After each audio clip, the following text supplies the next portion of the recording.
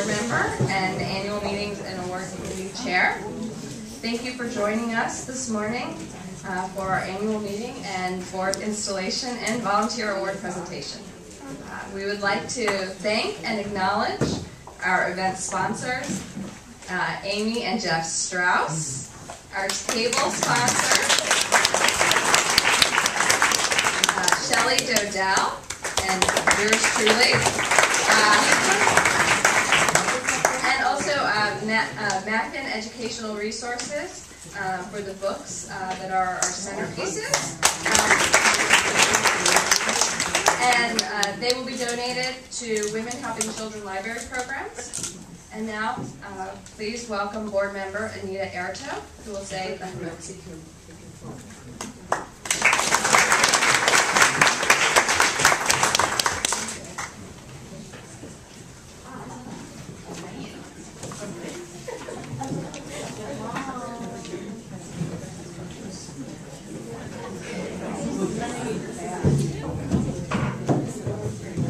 Good morning. Would you all join me for the Hamotzi? Baruch atah Adonai, Eloheinu melech haolam, hamotzi lechem min haaretz. There's a piece of bread on your table. Where?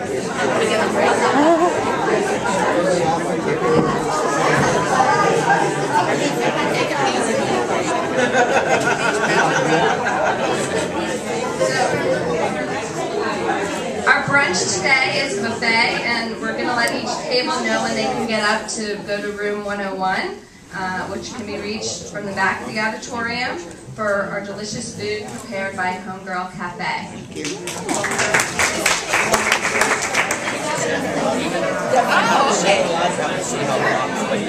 At this time, we'd like to welcome our co-presidents, Amy Strauss and Ruth Zaitsu.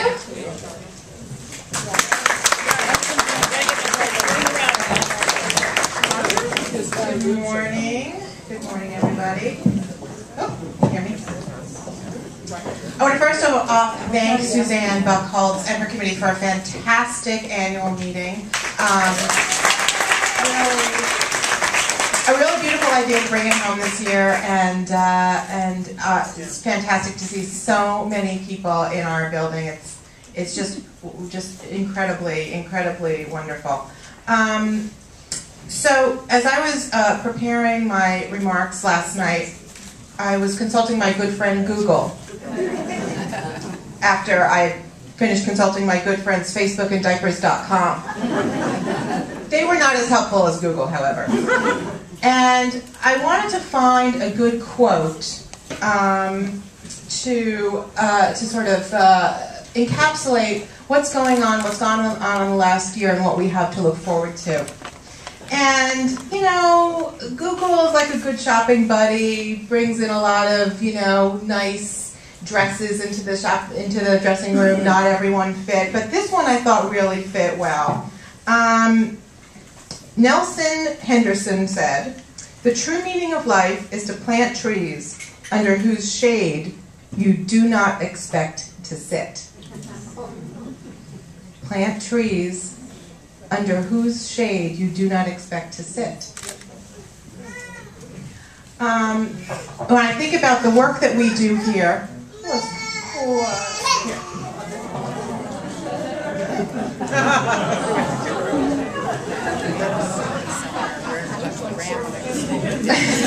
when I think about the work that we do here and the work that we do locally, the work that we do nationally, I really think about we are really planting trees, and we are not going to enjoy the shade of those trees.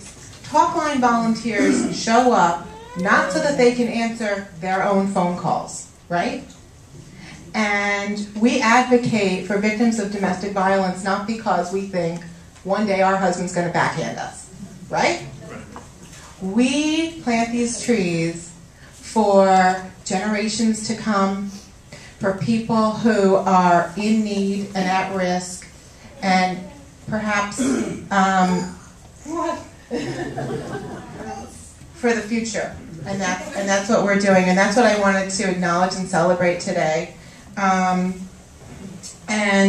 I really wanted to, today's a really great day to celebrate all the wonderful trees that we have planted and look forward to all the beautiful shade that we're going to be creating.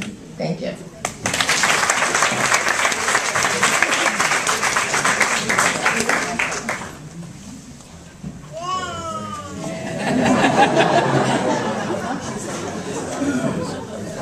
That's a terrible act to follow.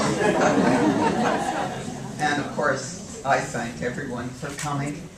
And look how beautiful the room is. All of you and the decorations. Aren't we wonderful? Okay. Here we go.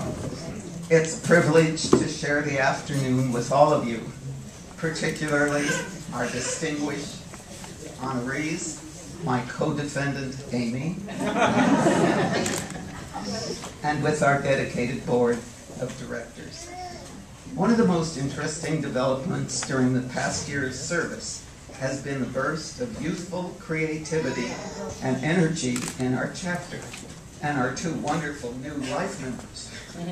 A sign of promise for the future, the blossoming ferment of new ideas, and our new relationship with the high-tech organization Multibrain that brings us more effectively into the 21st century and increases our outreach into the community at large whom we serve.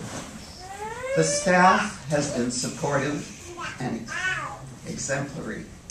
Volunteers are amazing, and the thrift shops have allowed us to pursue positive and meaningful actions to protect the rights of women, children, and families. It's wonderful to see all of you today. We look forward to another great year. Thank you, and l'chaim.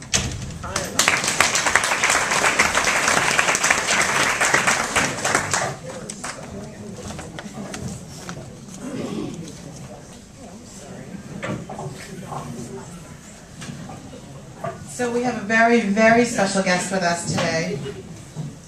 I wanted to introduce, we're very excited to have Nancy Kaufman, who is the Chief Executive Officer of National Council of Jewish Women National.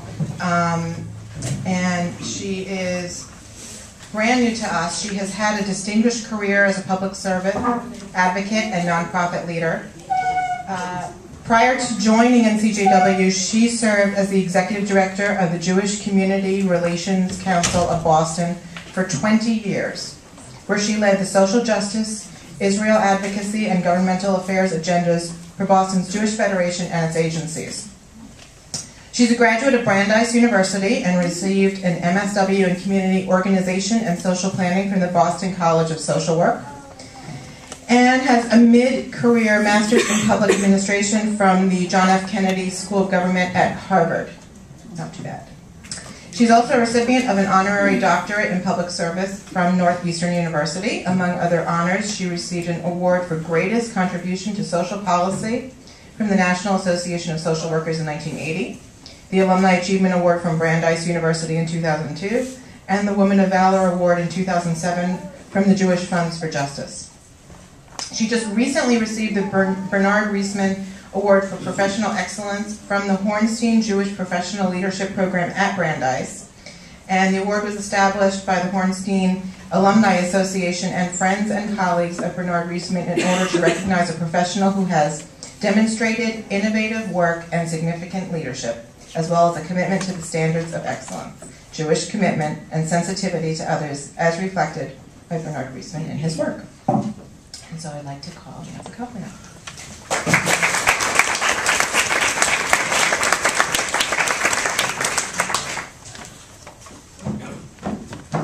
Thank you, Amy. Thank you for that lovely introduction.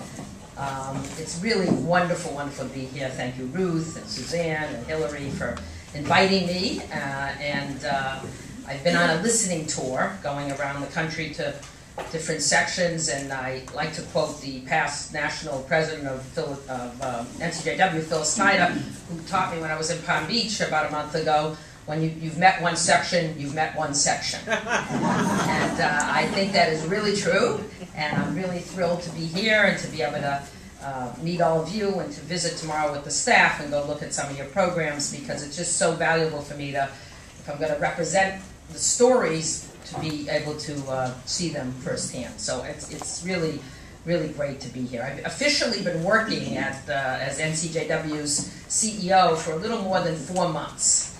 And I feel very fortunate to have taken this role at this time in my career and at this time in the history of NCJW.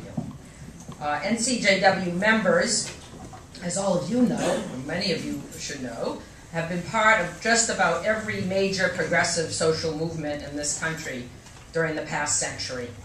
And in many cases, we were at the forefront of pushing for change. Each of us in our own individual way has been responsible for carrying out the inspiring legacy given to us by Hannah G. Solomon. And each of us knows, as she did in her time, that this is a terribly broken world that we have been called on to help repair. We are all partners in this joint endeavor to put our particular Jewish values into action as progressive Jewish women who are determined to make this world a better, more humane place.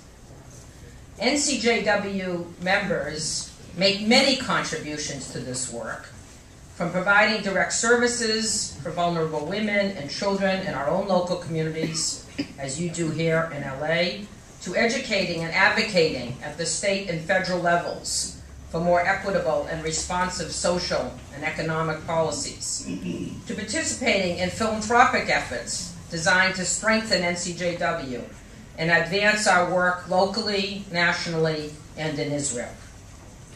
Every day, we reaffirm those commitments to work together to make our world more just. A faith in the future, a belief in action, is not a slogan for us, but a matter-of-fact statement summarizing our motivations and our purpose. We do not accept the world as it is, but we envision it as it should be, and we strive to make that vision a reality. As I thought about the message I wanted to convey to you today, I sought some inspiration, as I often do, from our own Jewish text and tradition. This coming week, we will celebrate the holiday of Shavuot. Shavuot, of course, marks the day we received the Torah, which was a defining moment that shaped us as a people for all time. It is then that we were given the text and the basis of our traditions and their inherent ethical and moral principles. On these rests our duty to pursue social justice. As we read the book of Ruth on Shavuot, we see how these beliefs can be put into action. Ruth's loyalty and dedication to Naomi inspires us to keep going, even as times get tough. The kindness of Boaz to watch over Ruth as she gleans in the fields, protecting her, since she's both a widow and a stranger, reminds us of the impact our actions have to better the lives of others in our own communities. Shavuot reminds us that the Torah teaches us not only the laws of compassionate living, but so many other ethical principles. Do not be a bystander. Do not ignore the cries of the oppressed. Do not hold back the day workers pay beyond evening. Do not engage in slander. Pay heed to those who have no one to speak for them. Thus, even as we celebrate our most intimate communal bonds, Shavuot teaches us how to act responsibly in the wider world, to follow the Torah's instructions to lead ethical lives by extending our definition of community to include the poor, the stranger, and others in need. NCJW allows us to act as a community of progressive women to put our particular Jewish values that we learn from our history and ancient stories into action through our community service, education, advocacy, and philanthropic work. To this end, NCJW sections like you here in LA and our friends in San Diego and Long Beach and Orange County and throughout the region that we're in today are working to ensure that local food pantries are stocked, that local and federal budgets maintain the social safety net that supports vulnerable people, and that women and their children who've been victims of abuse or neglect are finding higher ground and roots out of poverty and moving to live lives of dignity and self-sufficiency.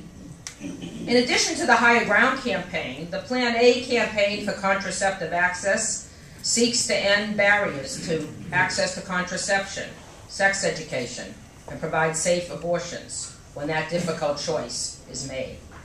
The Benchmark Judicial Nominations campaign helps to ensure that every person is able to seek justice in our courts by working to ensure that federal judges confirmed to lifetime appointments have a record of fairness and equal treatment for all.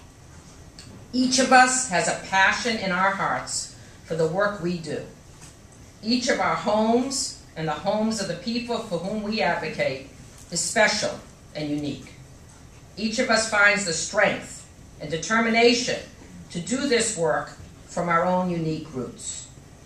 At some point in our own life experience, or religious instruction, moral education, each of us decided to focus our own professional or volunteer time on improving the lives of women and children, whether here in California, throughout the United States, or in Israel.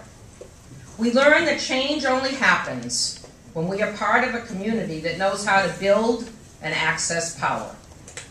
And we learn that despite the circumstances of our lives, each of us has the capacity to make a difference in the world. As we bring our own stories and histories to the work of NCJW, they connect us to our inner purpose, to one another, and to the generations who came before us and who hopefully will succeed us going forward.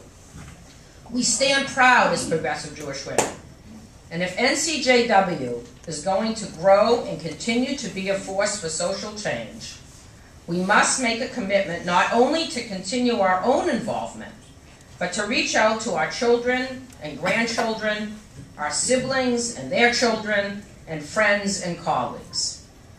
From that base, we can expand our circle ever outward. Numbers do count, and we need to build our numbers so we can truly continue to be the powerful force we were for so much of the last century. Why is this so important now, more than ever? Well, we enter the second decade of the 21st century, faced with some alarming facts. Roughly 36.5 million people were living in poverty in 2009, and more than 16.4 million of them were women, the largest number since the census began collecting this data in 1966. Poverty among children rose from 19% in 2008 to 20.7% in 2009, a 15-year high. Unemployment among women who had families is almost twice the pre-recession rate of 6.9% in December of 2007, and the highest rate in over 25 years.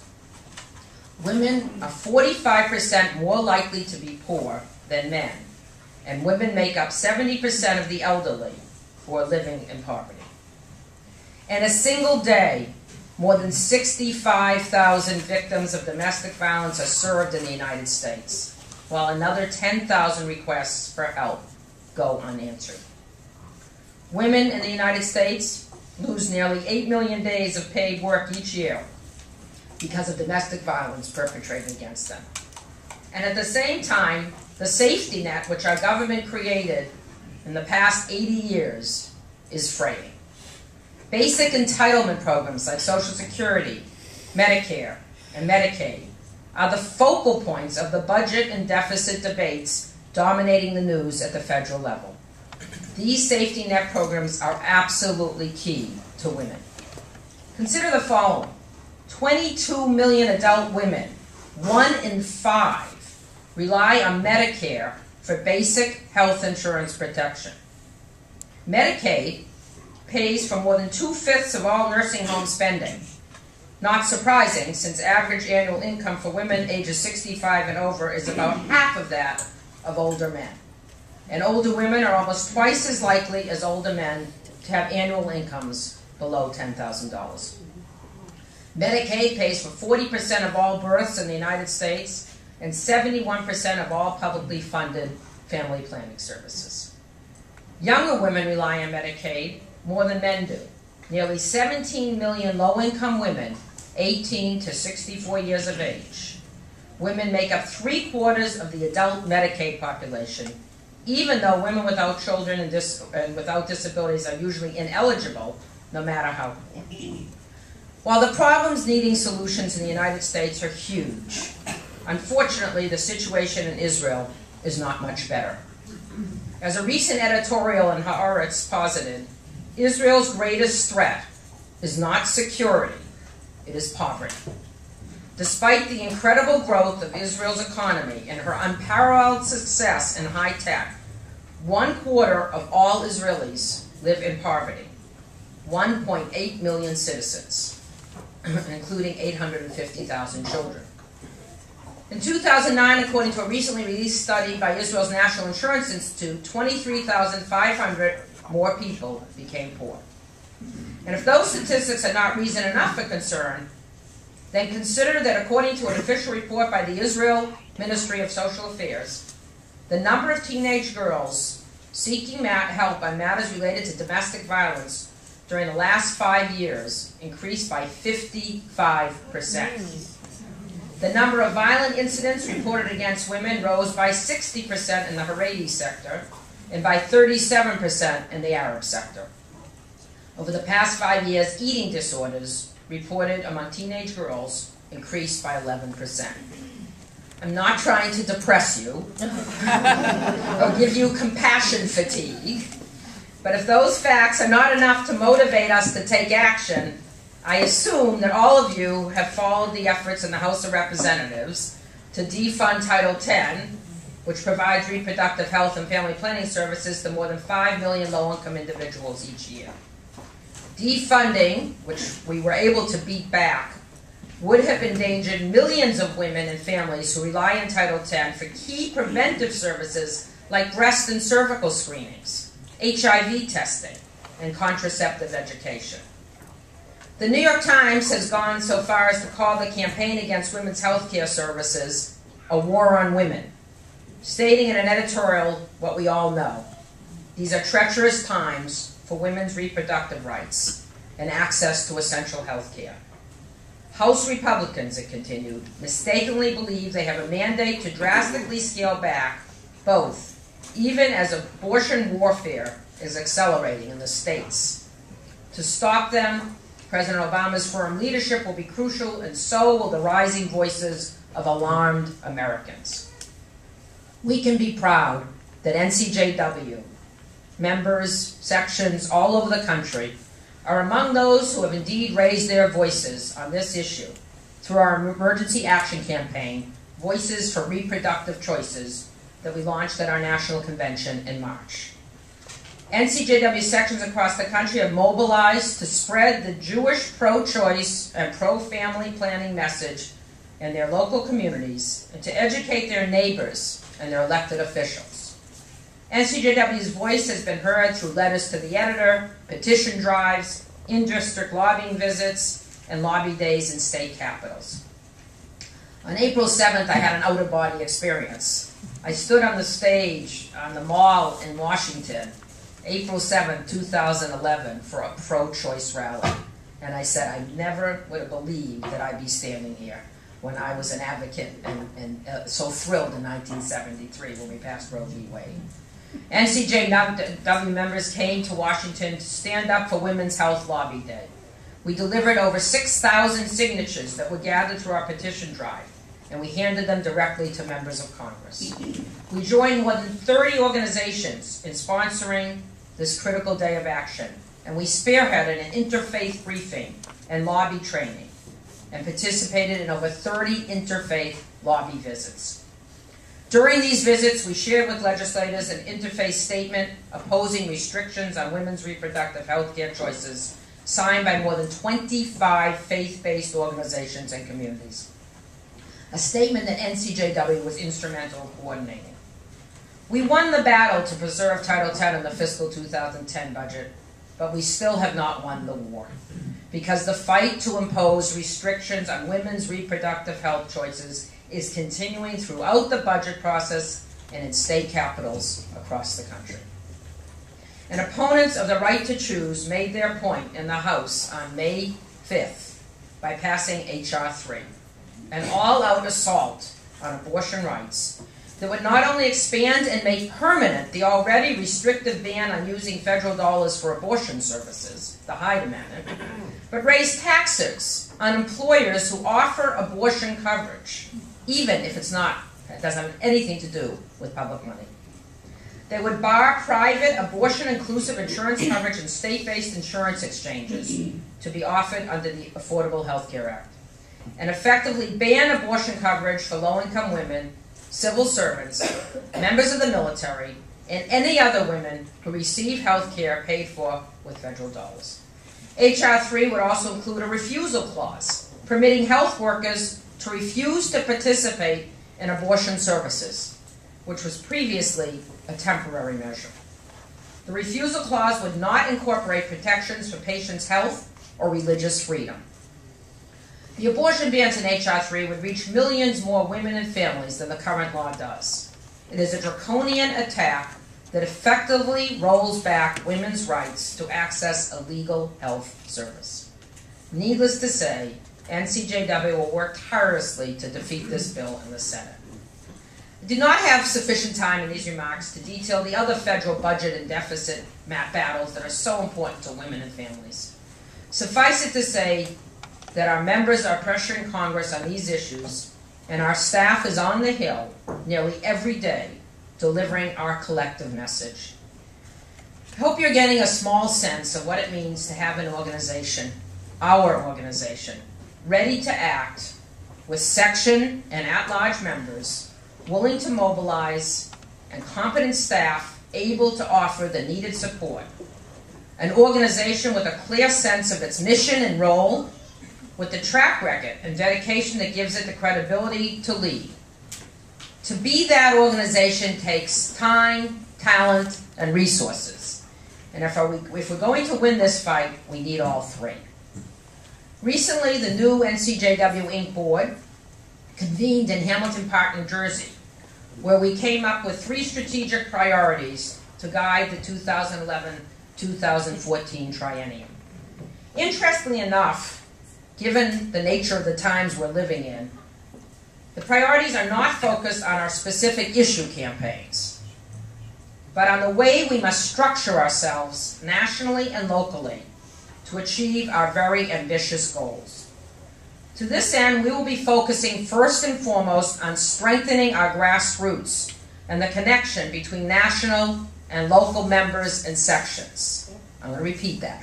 We will be focusing on our relationship between national and local. Our second priority is building up our membership and communicating our very special brand. We have claimed 90,000 members and supporters for quite some time, I'm told.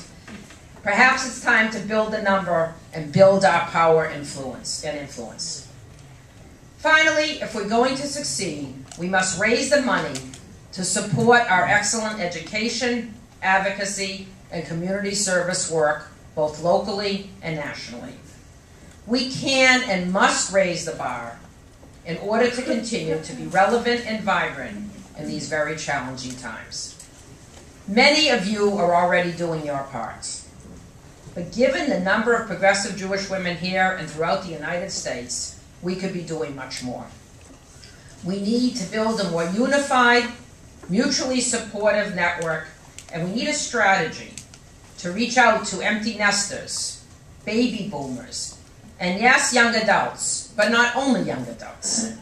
Of one thing I am quite sure, we have the power to organize ourselves, our friends, and allies to take action on those issues we hold dear.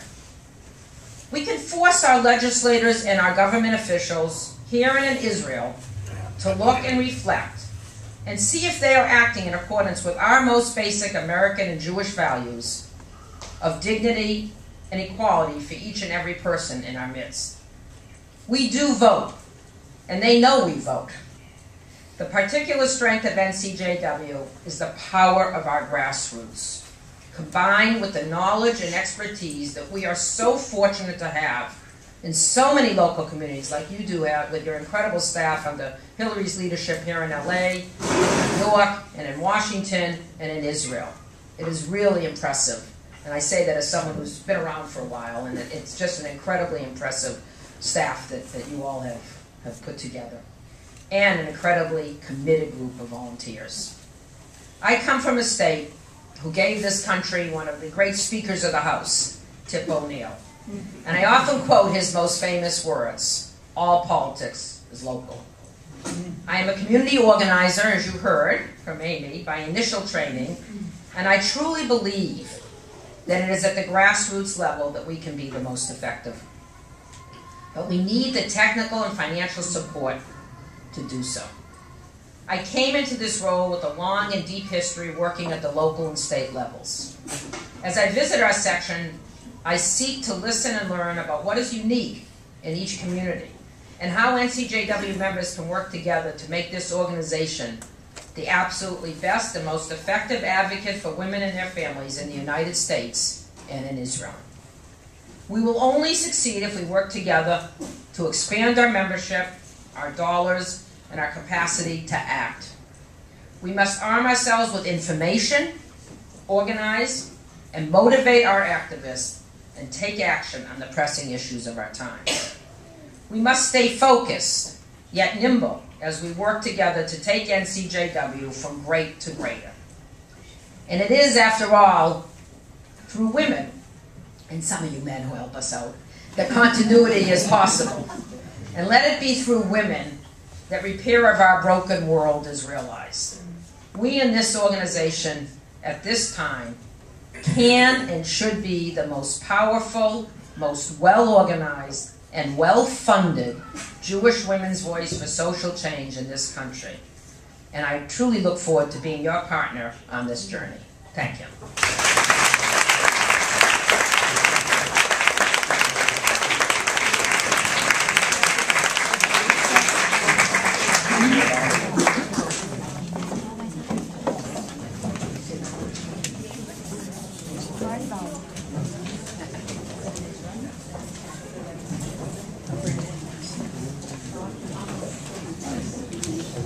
Aside from my notes, I remember when I was in the old Soviet Union and every man wore a badge or a ribbon for his awards.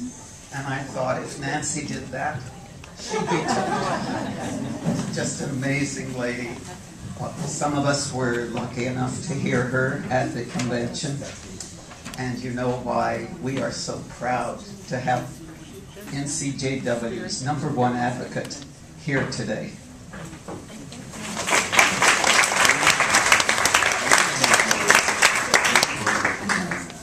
Thank you, Nancy, for your inspirational words.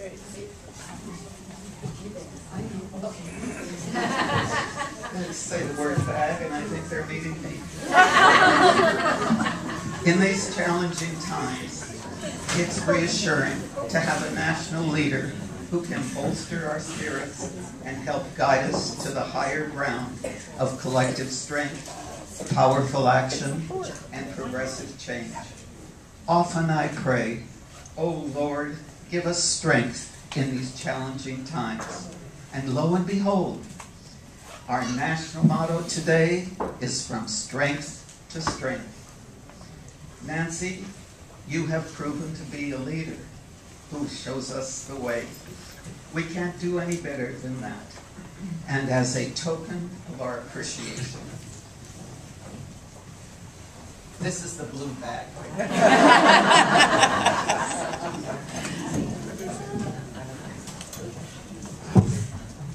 One of these is the t-shirt we wore at our giveaway. And this is for Nancy and her family.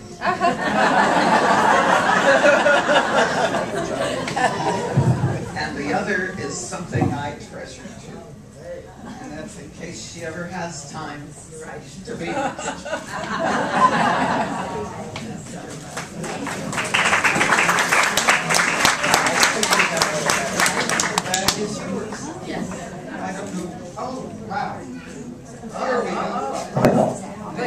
and LA Section National Council of Jewish Women. We appreciate you.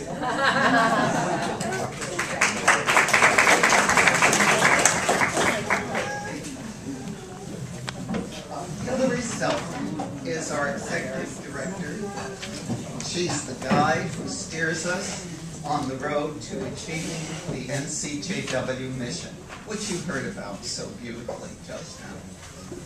She does this with intelligence, with a vast background in nonprofit corporation and management, with her compassion and appreciation for our staff, our volunteers and donors, and with her commitment to the growth of our chapter.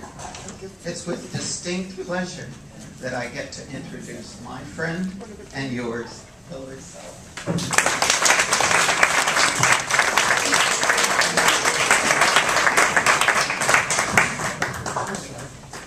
When you're younger, you just Thank you, Ruth. Thank you all for being here. We welcome you to Council House. We haven't had this event here in this building in a long time, so we welcome you. I get to do a few things up here. The first is to thank a lot of people at the beginning and to honor those of our special donors.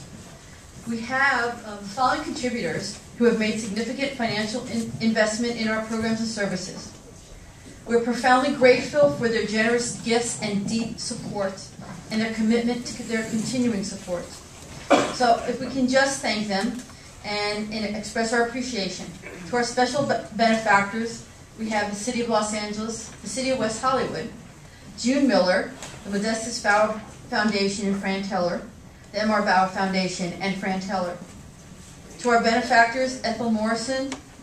To our patrons, Barry Gordy, Leah Rosendahl, Semper Energy Foundation, the Sidney Stern Memorial Trust, the Stratton Petit Foundation.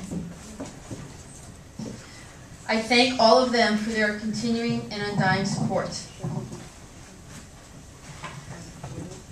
I also have the opportunity, oops, I skipped a page, hold on. Okay. As with any organization, it's about a team effort. I can't do what I do without having a team around me. And my team is large, very capable, with tremendous ability. So I want to first thank my staff who work with me and our volunteers to help sustain this incredible organization. They work hard, they truly believe in what we do and in our mission. So as I call your name, if you would please stand up, I'd appreciate it. Susan Sisler, Director of Development and Outreach. A special thank you for our staffing this event. Joni Sabias, my office manager and kind of film person and everywhere else. Sophia Davinsky, who unfortunately cannot be here today, our CFO. Bob Klausner, our Director of Retail Operations. Ruth Williams, our Director of Advocacy and Sales Network. April Rose, our Director of Women Helping Women. Melissa Tillman, our Director of Women Helping Children. I also want to introduce Dana Bigman, our Communications Specialist. Thank you. We have an intern this summer that's been helping us out, Melissa Alpert. Melissa, from St. Louis. Her mom just happens to be the Executive Director in St. Louis, so we kind of keep it all in the family. And I want to thank Jonathan, who's in the front, for all of his hard work, too. Thank you, Jonathan.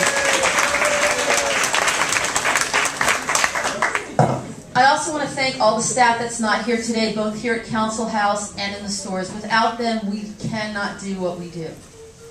I want to also thank Amy Strauss and Ruth Zaitsu, co-presidents of the board. Thank you for your support and guidance this past year. To the board of directors, for your time and support. The work is always demanding, but no one shies away from doing their work. To all the members of the board, if you would all stand up so everyone can see who you are, I'd appreciate it.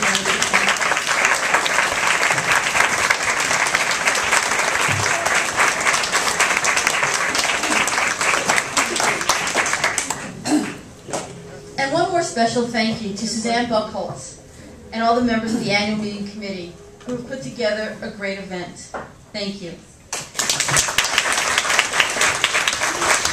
We are all part of an amazing organization with gifted staff, members, board, and volunteers. It takes all of us to do the work. In all of our lives and in all that we do, we always face challenges. We mourn our losses and celebrate our accomplishments. Loss and celebration are intertwined in all that we do. The values of NCJW is to help people come from loss and learn to celebrate their life, whether it is a child learning to read or a family coming out of the throes of domestic violence. It is also the ability to advocate for those who cannot advocate for themselves. The loss of one's rights must be changed into a celebration of one's rights. Hans Christian Andersen wrote, "A human life is a story told by God," whatever God you happen to have in your life. One of the values at NCJW is that we help provide ways for one to tell one's story. Today, we lost the mourn of two of our leaders and celebrate the learning and artistry of teens beginning their life story. We lost two remarkable women in the past 3 months, Fran Teller and Sophie Greenstadt. Now and again, you come across someone so remarkable that no matter how much time goes by since you last met them, there's always a lasting pleasure when you meet them again. Fran Teller was such a person. At the age of 19, Fran joined NCJW and continued to be a part of NCJW for over 7 decades. She met her husband because of NCJW. Fran was so dedicated to the mission of what we did and what NCJW stood for. She served the council in many roles, steering the ship of state with equanimity, knowledge, vision, and thoughtfulness. She had not only served as a past president, but over the years has been involved in virtually every facet of NCJWLA activity, and her achievements have been recognized both locally and nationally. Last year, Fran was honored as the NCJWLA Extraordinary Woman of the Century. She was a friend to everyone who met her, as well as a mentor to many people in this room. A member for over 30 years, Sophie Greenstadt was also involved in almost every facet of NCJW here in Los Angeles. Her leadership was one of strength in challenging times. Her commitment to the values of NCJW were distinguished when she established a scholarship fund, which began at the inception of the scholarship program here, helping women in midlife who need to obtain a skill in order to support their families.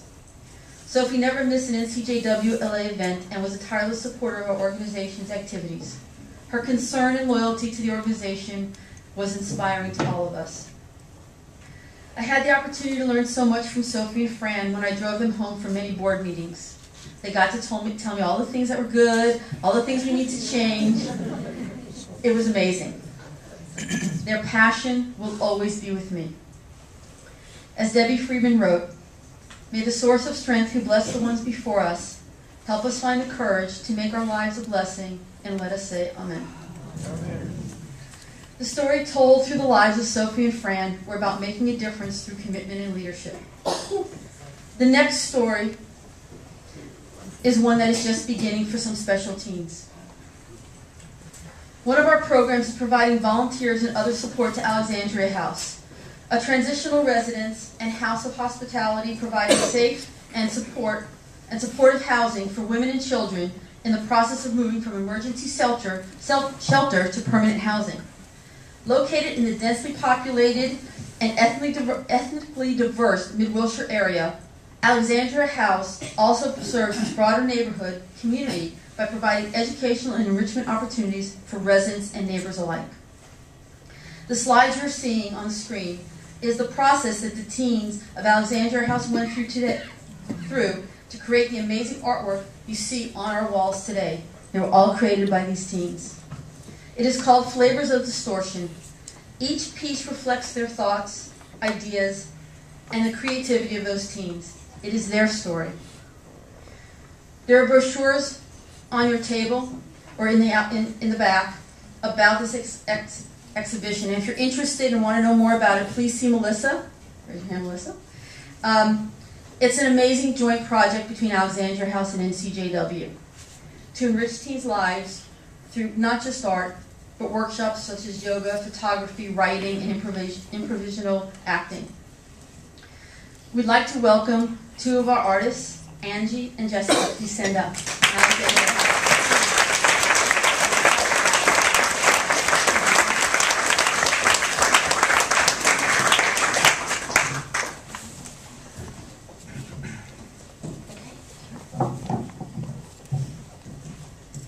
Good morning, my name is Jessica.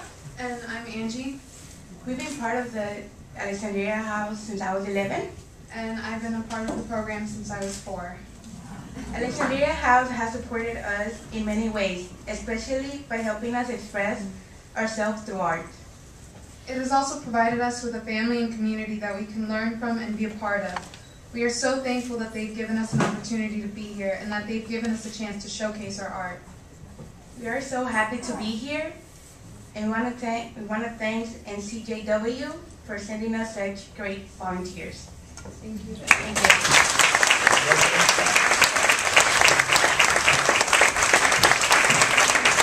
Thank you. Well, they were wonderful. The art exhibit was first shown at Groundworks Coffee Shop in downtown. It started when they were doing one of the downtown artworks. It was amazing to see the reaction of people in the community throughout Los Angeles look at the art. Congratulations, guys. This was an amazing project. The next story is about NCJWLA. One of my favorite quotes is from Maya Angelou. She said, "I've learned that people will forget what you said, people will forget what you did, but people will never forget how you made them feel." When I think about how one feels, I think about one's passion. We should all have passion about what we do. It makes us feel alive, and it can usually be contagious. I think about what my work here at NCJW and what NCJW has accomplished for so many years in Los Angeles and what that all means. NCJW in Los Angeles started with a small but determined group of women who set out to make a difference in the lives of women, children, and families in need and at risk. Today, we continue their work with a thriving and growing organization. I have been here for almost 7 years, and the growth has been tremendous. The slides that you were seeing earlier, and you'll see a little bit later, oh, they're up again. Thank you, Joni. She's so good. The slides that you see is a sample of the work that we do. We serve over 15,000 individuals each year. We have a core of over 340 volunteers that provide over 12,000 hours of service. Think about those numbers and the amazing impact we have in our community each and every day. Our programs reflect our values and, more importantly, our passion to advocate for those who cannot advocate for themselves, to provide needed services through community counseling and support services through our Women Helping Women department, or the art and literacy programs that are provided through our Women Helping Children programs. Each year we provide 14 scholarships, hundreds of vouchers, and 5,000 individuals over 70,000 pieces of clothing through our annual clothing giveaway. Our council thrift shops beat all odds and provide the key revenue for NCJW to provide so many programs at no cost to so many people. Our advocacy is top-notch. The panels, the awareness, the education we provide is amazing. Our passion is growing beyond what we have today as our Women Making a Difference groups grow from one group in the city into now 3 groups, adding women in the Valley and the West Valley. Couldn't have one in the Valley, they had to split and make 2. Wonderful. We will continue to grow.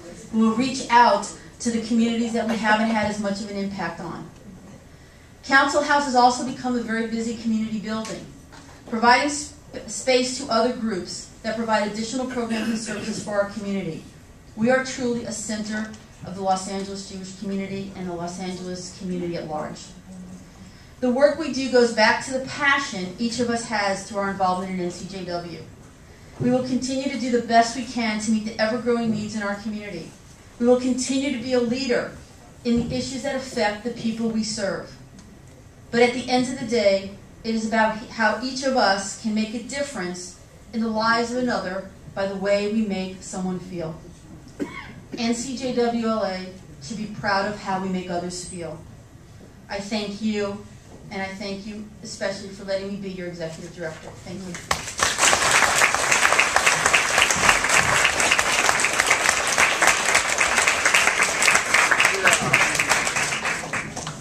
Thank you, Hillary. I want to now introduce Judy Vaughn, who is going to be doing our installation. She founded Alexandria House, and on a personal note, I just have to tell you, that's how I backed into National Council of Jewish Women. I started volunteering at Alexandria House, found out that the volunteers were NCJW members, and was encouraged to join. So, and from there, well, I quickly spiraled downward.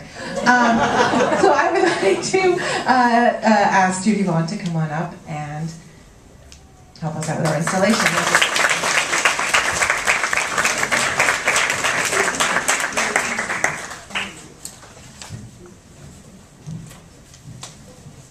This is a first for me.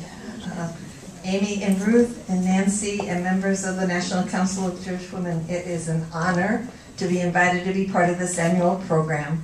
And we have appreciated our relationship with the National Council of Jewish Women. We were founded in 1996, and our very first volunteers came from this group. So we are just most appreciative to be able to be here with you today.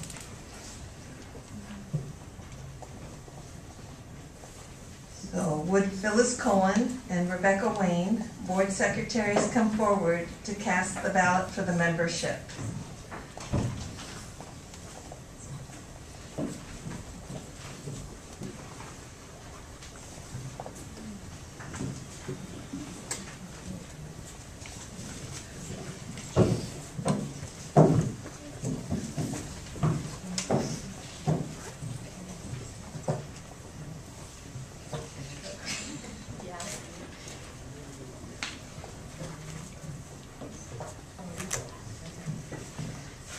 Cast the ballot for the entire membership for the 2011-2012 slate of the Board of Directors. We're going to help each other do this in style here. We wish to acknowledge the following officers and members of the Board of Directors for their loyalty and service to NCJWLA. We thank them for their past accomplishments and look forward to their continuing involvement. Will you please stand as I call your name? Jen Baranoff, Vice President, Women Helping Children.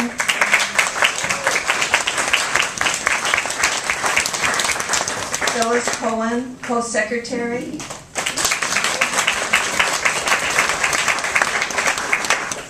And Merle Siegel, Vice President, Women Helping Women, who's not able to be here today. Also, outgoing board member Lila Steinhardt, who also is not able to be here today, but she'll feel this. Thank you very much. Today, the membership of the National Council of Jewish Women, Los Angeles, are gathered to install and honor the members of the Board of Directors and officers who have been elected to guide and serve in the coming year. This occasion has always been a momentous one for your membership, for our membership. Please come forward as I call your name. Co-presidents, Amy Strauss and Ruth Zitzu.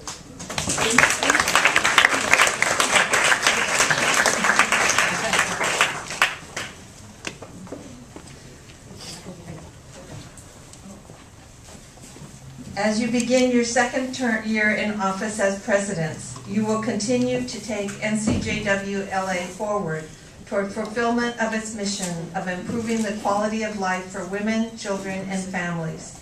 I wish you success in your endeavors.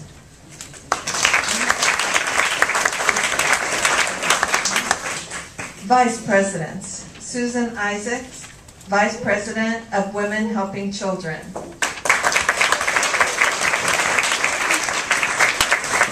Deborah Berger, Vice President of Development and Outreach.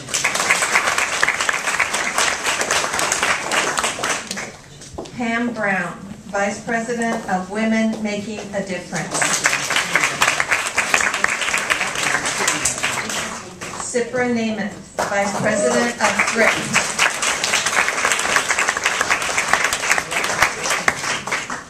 Lee Saltz, Vice President of Advocacy.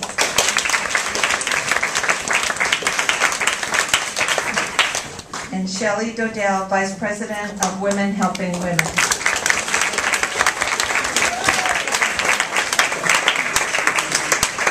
You have been elected to serve as Vice Presidents for the coming year. Each of you carries major responsibility for the leadership of a department. Your position also requires coordination with all departments. You are to be the consultants and aides to the presidents and the mentors for committee chairs within your departments. It is to you they will look for advice. You are duly installed. Congratulations.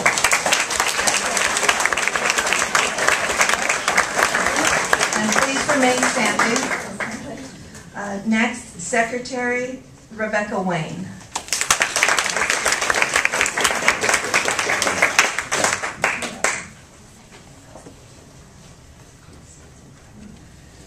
Rebecca, to you is entrusted the accurate recording of the deliberations and decisions of the Board of Directors.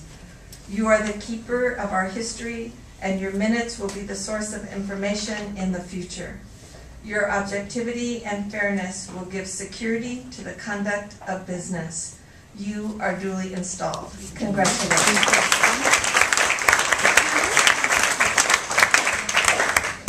Treasurer Jean Pearlstein.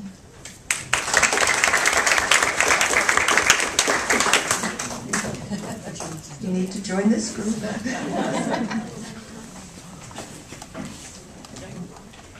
Jean, you have been chosen to be the primary fiscal officer. As treasurer, you will be involved in careful budgeting, accurate reporting to the board of directors, and will be head steward of all funds. You will be looked to for guidance in meeting financial responsibilities of the organization and for maintaining its fiscal integrity. Jean, you are duly installed. Congratulations.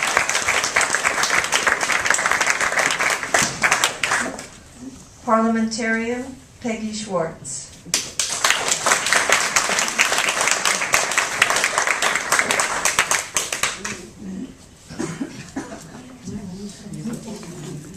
Peggy, to you is entrusted the oversight of parliamentary procedure according to Sturgis in order to facilitate the transactions of board business and to promote cooperation and harmony.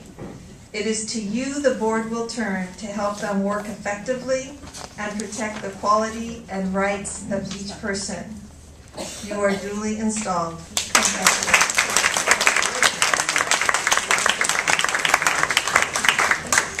And also we'd like to have join up here the following directors are elected for the second year of a 2-year term.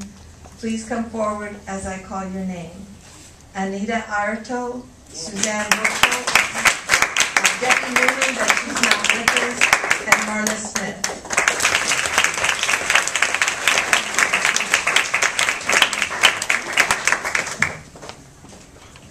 The following directors are for a new 2-year term, and please come forward as I call your name. Jen Baranoff, Gail Cohen, Phyllis Cohen, Irene Farah, Harold Siegel, and Lottie Son.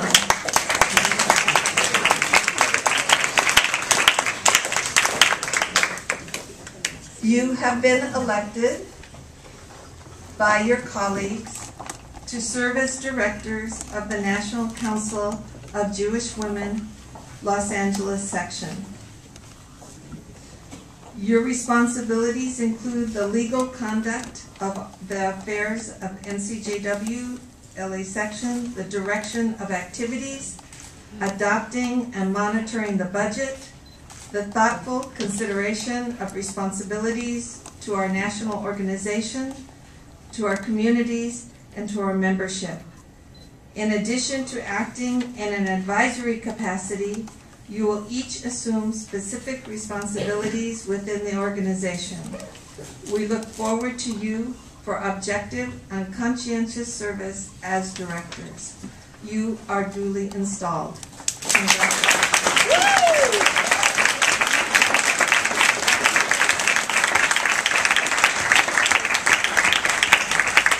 Congratulations to each and every one of you. Board members may take their seats, and I get to give this back to Amy. Thank you.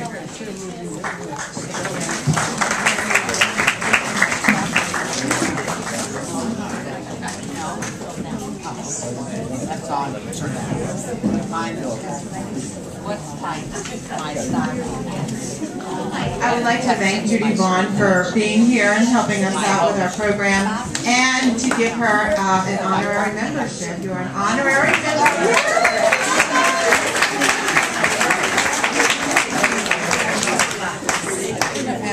Thank you so much for the honor. Thank you.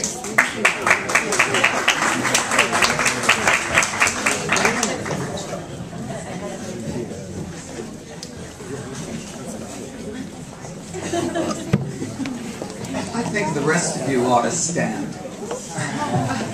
Just a seven-minute stretch.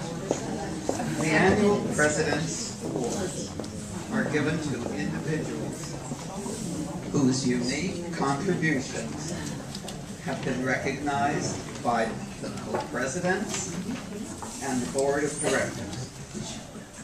If you look at your program, you will find information about all the wonderful work that each recipient has done for NCJW, right? Comes from not being able to read without glasses.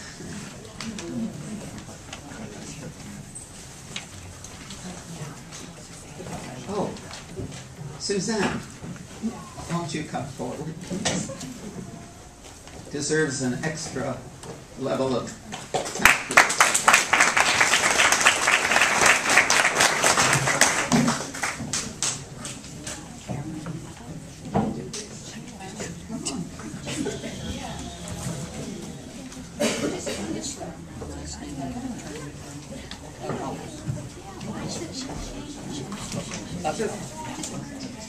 The President's Award is given to an individual whose unique contribution has been recognized by the President of the Board of Directors, co-presidents.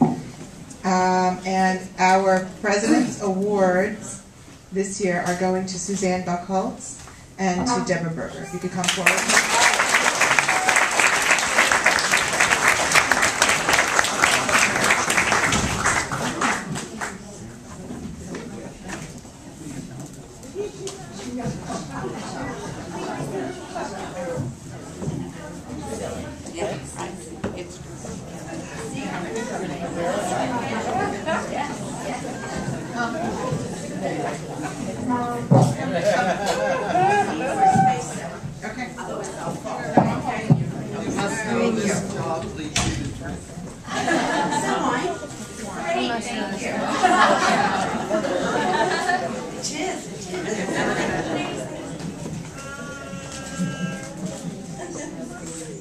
Thank you.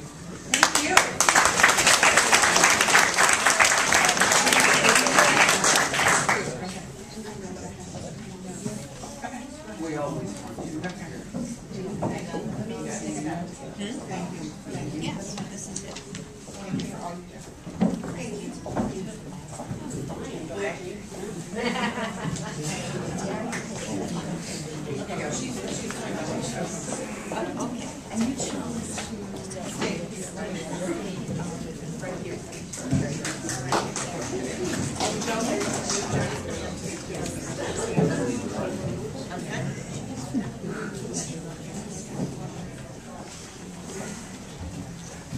So it is my pleasure to announce the Outstanding Volunteer Awards.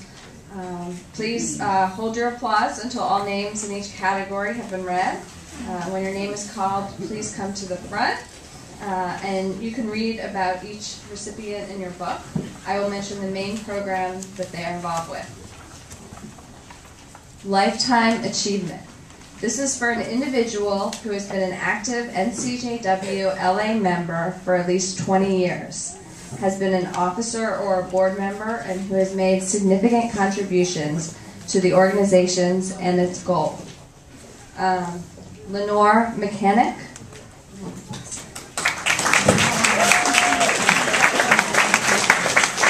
She's currently the VP Program Director for Vista Val and was the president of the Moonlighters Division and has been with NCJW for 40 years in various positions and programs.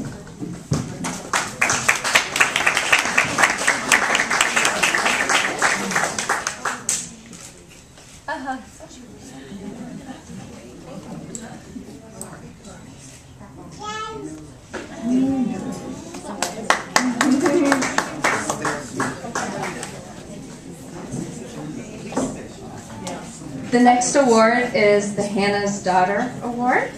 And this is for a member who has initiated or nurtured a program that has served as a motivating example to all NCJWLA volunteers and brings pride to the section. Jen Baranoff for Women Helping Children. Pam Brown for Women Making a Difference. And Linda Levy for Women Helping Children Art.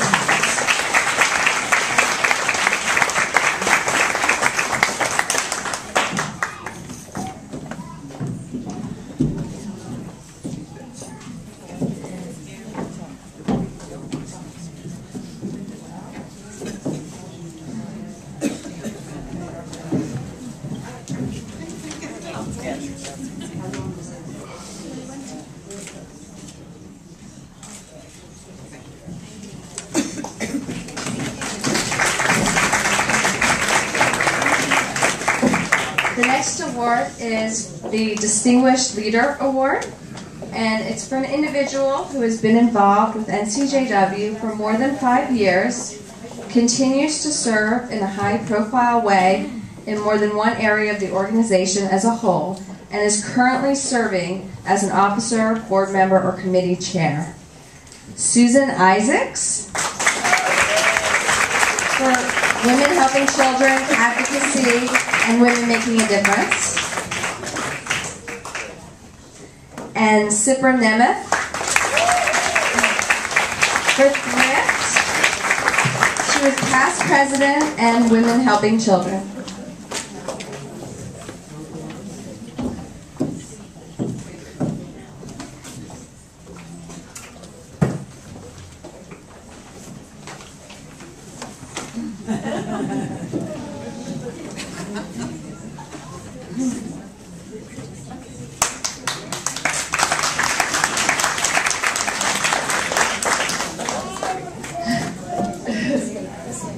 Emerging Leader. This is for an individual who has served less than 5 years, has a potential for assuming future section leadership, and understands and supports NCJW's purpose, programs, and demonstrates a commitment to the section. Gail Cohen with Women Helping Women Talkline, and Shelley Dodell, Women Helping Women Talkline.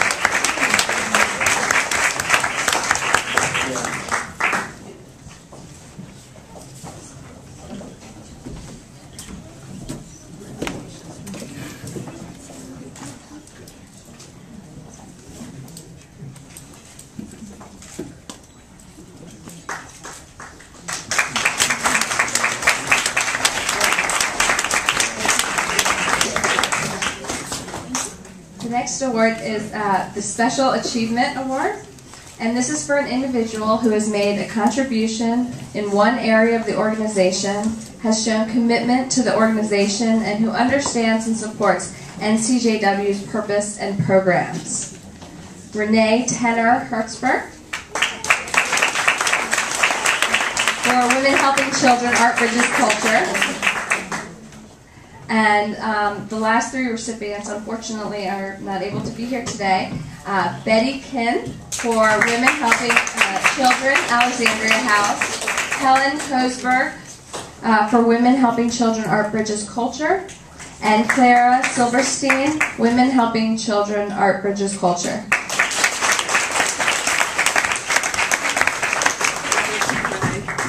Congratulations to all of our volunteer award recipients.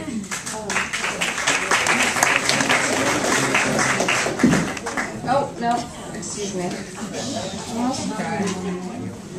Apologize. Special recognition for an individual whose hard work, sense of responsibility, and initiative deserves special recognition. Penny Asher for Women Helping Children Teen Mom Tutoring Program.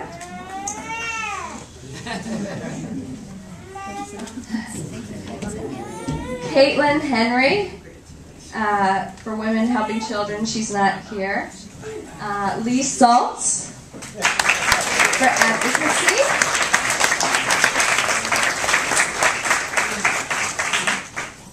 Merle Siegel, who also is not here, for Women Helping Women. Geraldine Stapleton for advocacy.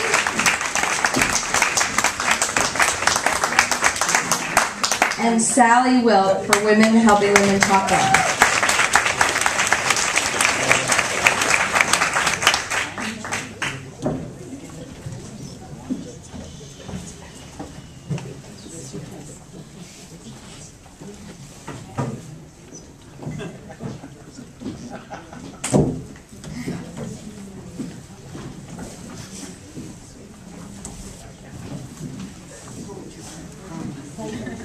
We are all bad women.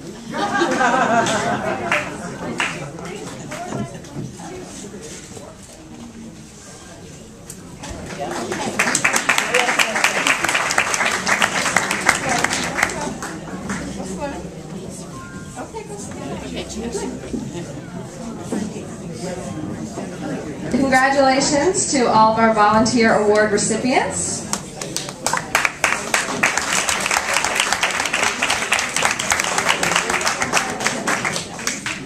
At this time, I would like to acknowledge our 100-hour volunteers. There's a complete list of our amazing 100-hour volunteers in the program book. If you are a 100-hour volunteer in attendance today, please stand up so that we can recognize you and give you a much-deserved round of applause.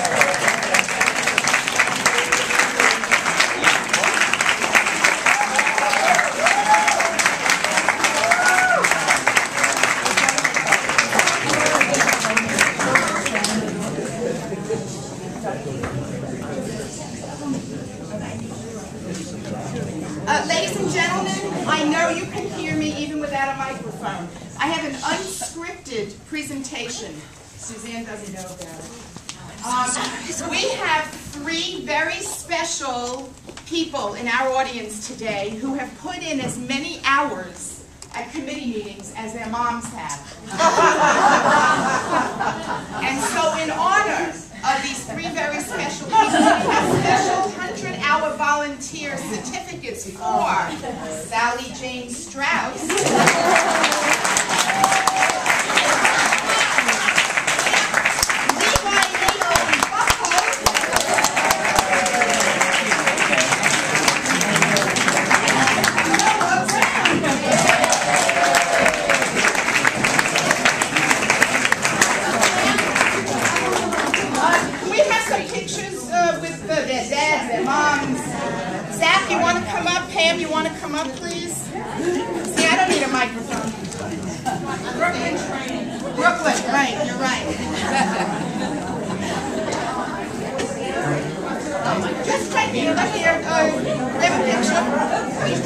and get me out of that film as soon as you see my body in there. Cut it.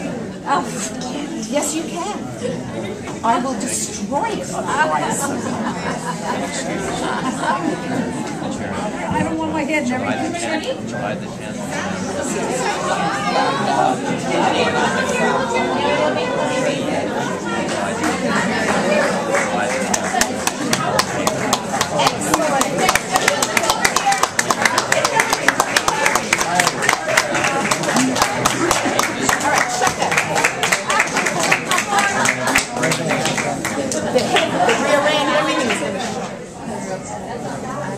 Thank you.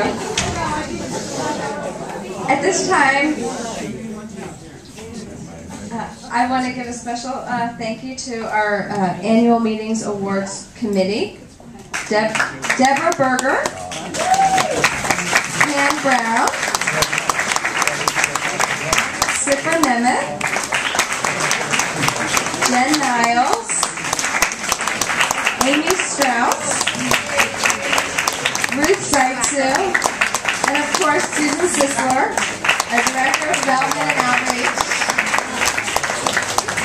I also wanted to thank Joni for her help with our invitation, as well as Melissa Tillman for helping with our invitation, and Melissa and Jonathan for their assistance with the art exhibition and slideshow.